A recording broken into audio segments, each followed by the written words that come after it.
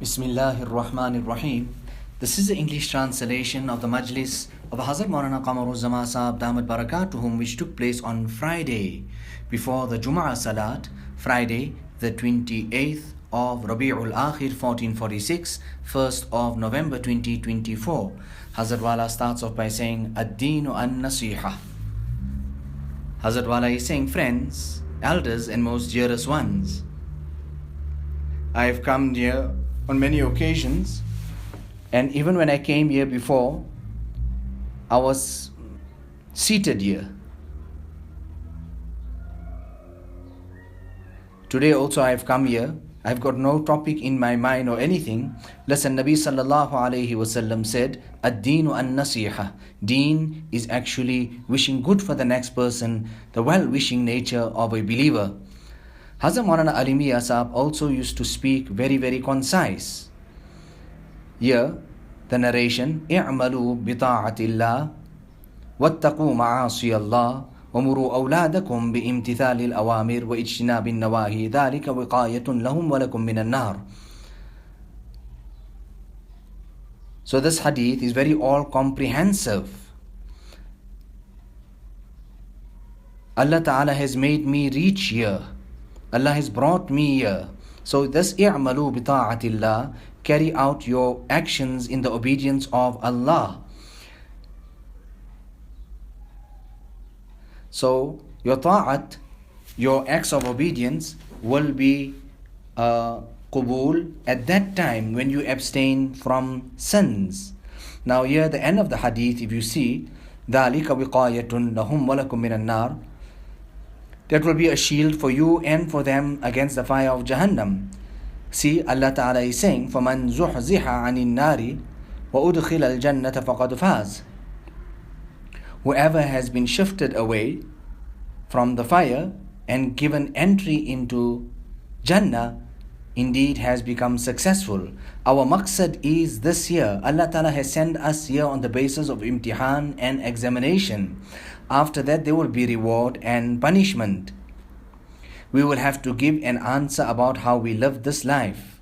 Allah Ta'ala give us the tawfiq and hidayat of making amal on the talimat of Buzurgan Deen. Rather, actually what were they speaking? It was actually Quran and Sunnah. So this year is a kulliya, a main principle, that whatever Allah has commanded and His Rasul has commanded, when we do that, that will be obedience. Similarly, what they prohibited from Allah and His Rasul, then we will stay away then from ma'asi and disobedience. We need to save ourselves, protect ourselves even from that of the minor sins. This is our maqsad of our life here, because we have been sent and on the basis of an imtihan. We should keep this in mind, and we should make all efforts to work and carry out according to the pleasure of Allah subhanahu wa ta'ala. Our pious predecessors stayed away and made such an effort to stay away from saghair, the minor sins. The deen is very, very easy, but because we don't practice on it, we have made it difficult upon ourselves. Today, the day of Jumu'ah, it is a very blessed day. There are many virtues, merits and adab and etiquettes of this day. You know, a person gets chutti, he gets his leave on this day. So, should we not make an extra effort and keep all of this in mind? Some of our Buzurgan Deen, what did they teach us? That the Jumu'ah is a very great day. Now, on that day of Jumu'ah, they would take that Friday and sit maybe for 2 hours. Then the next Friday would come, they would sit the next 2 hours after that. And the next Friday, like that, within a few weeks, they would then encompass all the moments of the day of Jumu'ah.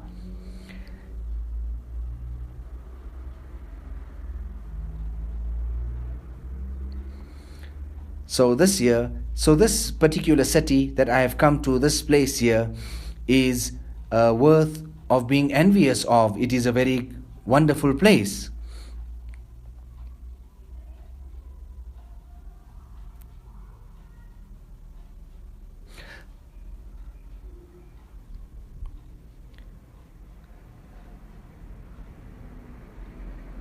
So this is how they used to distribute their time over the different Jumu'ahs.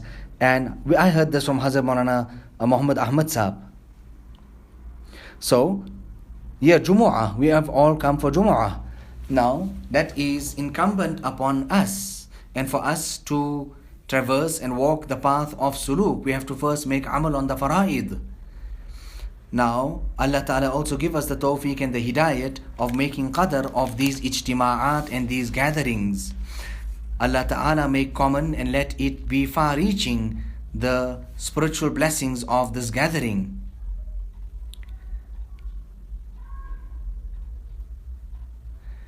So that the tawajjuh and the barakat of the Buzrugan-e-Deen can reach further. This is not only a madrasa, rather it is a khanqa as well. Even if it's done in a small manner, dhikrullah, etc., it should be carried out. You know, Hazrat Maulana Shah Wasiullah Sahab appointed us and gave us this duty that we should carry out our dhikr after Maghrib as well. When he used to see us sitting, he would remark to the family people that, see, they are making the dhikr of Allah subhanahu wa ta'ala.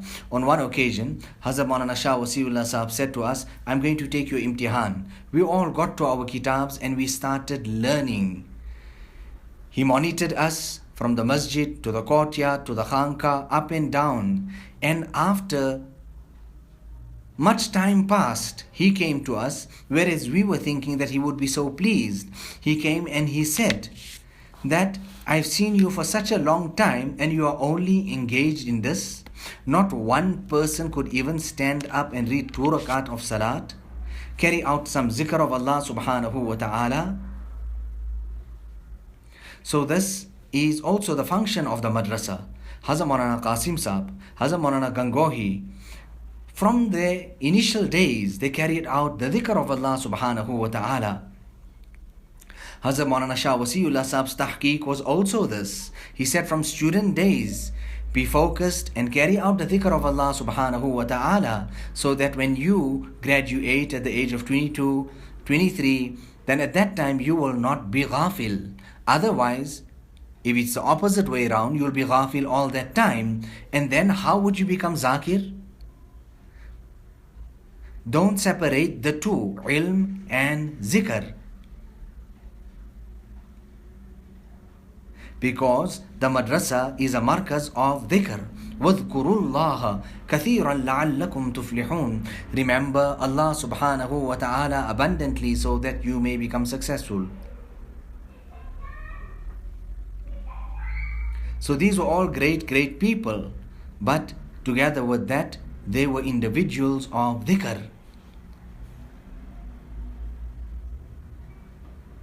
Hazrat Gangohi, together with his knowledge, he used to carry out the dhikr of Allah subhanahu wa ta'ala.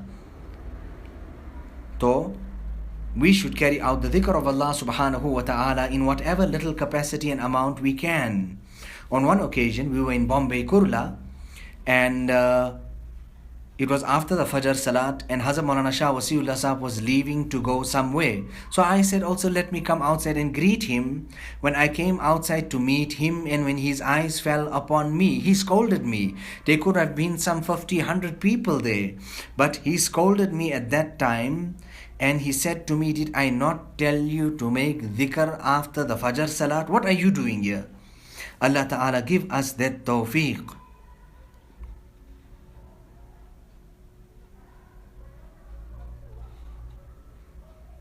So Hazrat Maulana Qasim Sahab, Hazrat Maulana Rashid Ahmad, Hazrat Maulana Tanvi, where did they go? They went to Hazrat Haji Imdadullah. So it is ilm together with hilm. I actually understand it to be my great fortune. Allah Ta'ala illuminate all of us with knowledge and with dhikr. We all have come here. Allah Ta'ala make us zakir shaghil. Those who are deeply engrossed in the remembrance of Allah subhanahu wa ta'ala and who offer spiritual exercises as well. The madrasa must be such a place that when you come here, you think of Allah subhanahu wa ta'ala.